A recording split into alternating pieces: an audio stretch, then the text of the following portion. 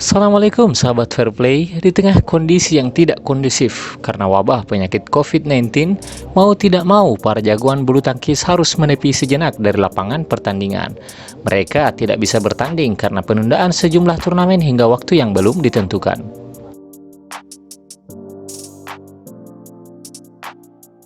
Sambil mengisi kerinduan kalian, Mimin akan membahas kejadian unik dari para pemain, histori pertandingan, dan masih banyak lagi. Dan di hari ini, Mimin sudah merangkum 3 kabar dari pebulu tangkis kesayangan kita. Di antaranya, ketika tunggal putra Denmark, Ander Antonsen menantang Ginting untuk bermain sepak bola. Minions berhasil hat-trick kejuaraan Super Series, dan legenda Indonesia dalam karir pemain muda Jepang Yuta Watanabe.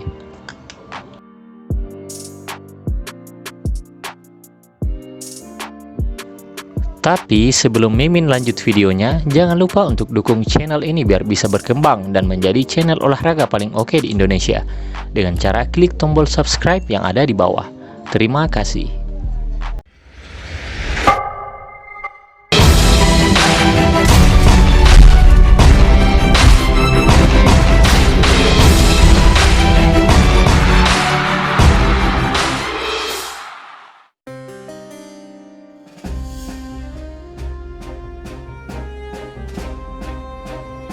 Di masa merabaknya pandemi COVID-19 ini, sejumlah pebulu tangkis dunia libur untuk sementara, sampai keadaan kondusif kembali.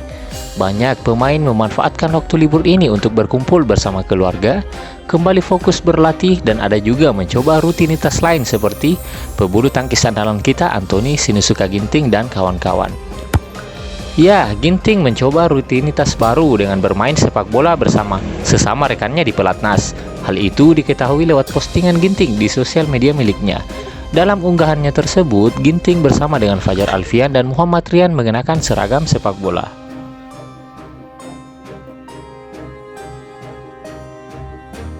Unggahan tersebut mendapatkan respon dari tunggal putra asal Denmark, Ander Antonsen.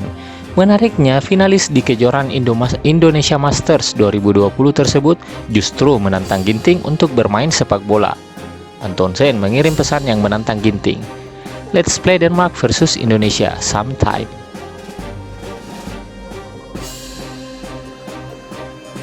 Ginting pun kemudian menyiapkan line up skuad bulu tangkis Indonesia dalam tim sepak bola. Dalam line up tersebut, Ginting menempatkan Hendra Setiawan sebagai manajer tim. Kemudian, Praven Jordan dipilih menjadi ujung tombaknya sebagai penyerang, yang ditopang dirinya dan Muhammad Ahsan di posisi sayap.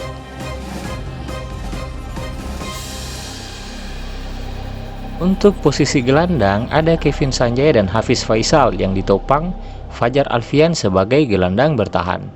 Di bagian pertahanan, Ginting mempercayakan Muhammad Rian dan Jonathan Christie sebagai center back.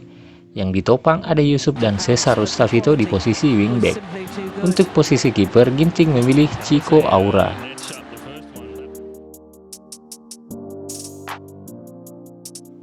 Line up itu semakin lengkap karena di bangku cadangan ada Marcus Fernaldi Gideon, Sohibul Fikri, dan Wahyu Nayaka. Akan semakin menarik jika duel ini menjadi kenyataan. Kira-kira, jika duel ini terrealisasi, prediksi skor kalian berapa? Tulis di kolom komentar.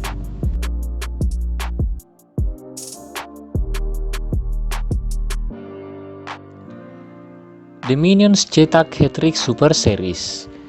3 tahun lalu, tepatnya pada tanggal 9 April 2017, Marcus Fernaldi Gideon dan Kevin Sanjaya Sukamuljo berhasil membuktikan keberadaan dirinya di dunia badminton, khususnya sektor ganda putra.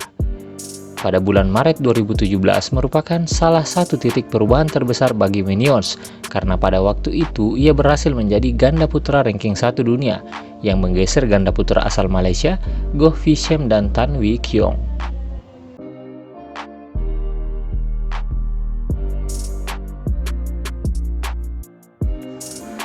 Kemudian memasuki bulan April 2017, Minions berhasil membanggakan jutaan badminton lovers tanah air. Dengan pencapaian luar biasanya, Kevin Sanjaya dan Marcus Fernaldi Gideon berhasil meraih 3 gelar kejuaraan Super Series secara beruntun. Yang lebih istimewa adalah setelah sukses menggeser ganda putra Malaysia di posisi ranking 1 dunia di kejuaraan Malaysia Open 2017, itu pula lah mereka berhasil mencatatkan tinta emas dalam karirnya. Kejuaraan yang berlangsung di Stadium Perpaduan Malaysia tanggal 4 hingga 9 April 2017 menjadi turnamen ketiga yang ditaklukkan Minions secara beruntun saat itu.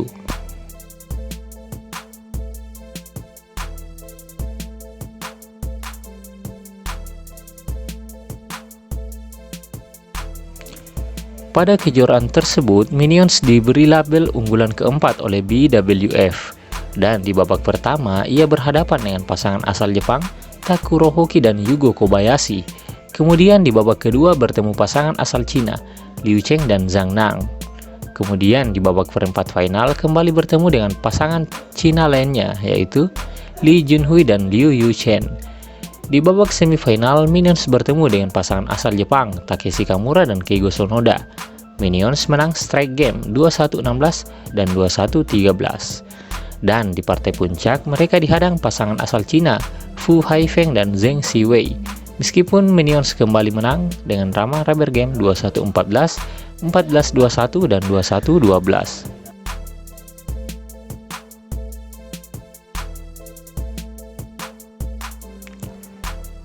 Kegemilangan Minions memang tak terbendung pada waktu itu. Tidak tanggung-tanggung, 7 gelar Super Series berhasil mereka borong, yakni juara All England, India Open, Malaysia Open, Japan Open, China Open, Hong Kong Open, dan World Super Series Final.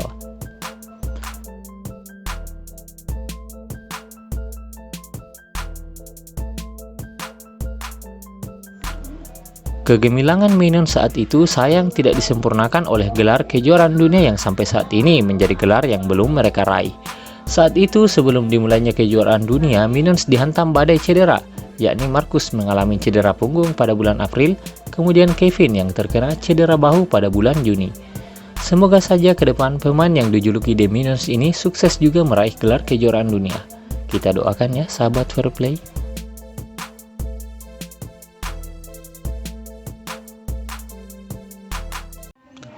Pengaruh legenda Indonesia dalam karir Yuta.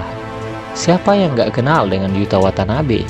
Ya, pemuda kelahiran 13 Juni 1997 merupakan salah satu aset berharga di dunia badminton Jepang saat ini.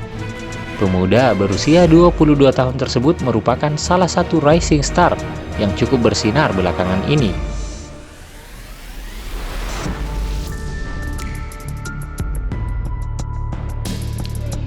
Yuta yang berpasangan dengan Hiroyuki Endo menjadi salah satu pemain yang paling antagonis di hadapan pasangan ganda putra terbaik kita. Baru-baru ini, ia kembali menjadi mimpi buruk bagi The Minions di kejuaraan All England 2020 karena berhasil keluar sebagai juara. Sosok Yuta Watanabe juga merupakan salah satu pemain yang bermain rangkap atau pemain yang bermain di dua sektor yang cukup sukses.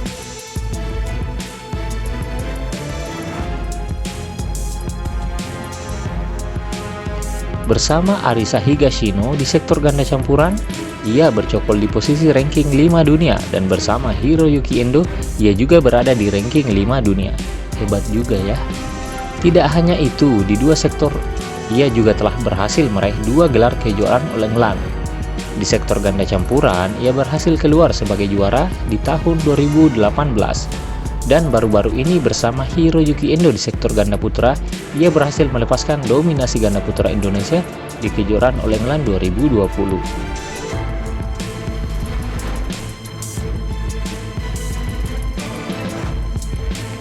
Yuta dan Endo mengalahkan ranking 2 dunia dan juga juara bertahan asal Indonesia, Muhammad Ahsan dan Hendra Setiawan dengan strike game 21-19 dan 21-18. Kemudian di partai puncak mengalahkan ranking 1 dunia Kevin Sanjaya Sukamuljo dan Marcus Fernaldi Gideon lewat drama rubber game 21-18, 12-21 dan 21-19 dalam tempo 72 menit.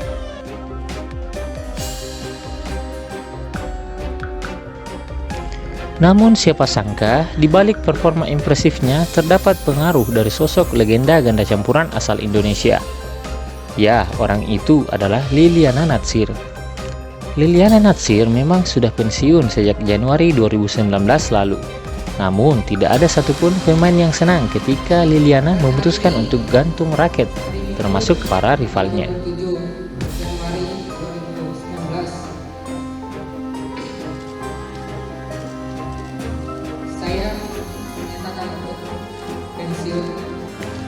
Bahkan keputusan Liliana untuk gantung raket tahun lalu menyisakan kesedihan di hati Yuta Watanabe yang mengaku sangat terinspirasi dari legenda Indonesia tersebut. Ketika aku pertama kali bertanding, aku berpikir apakah ada orang yang hebat. Namun setelah aku kalah dan tidak berada di puncak, aku mulai bertahan, beradaptasi dan terus berlatih setiap hari. Semua itu berkat dia, Liliana Natsir, ujar Yuta Watanabe yang dikutip dari YouTube akun PW Jarum.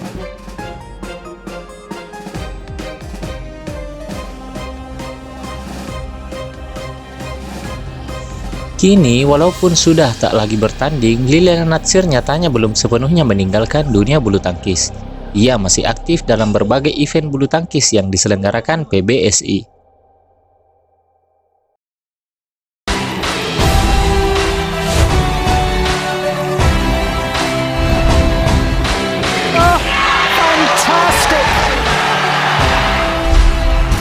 It's gone wide.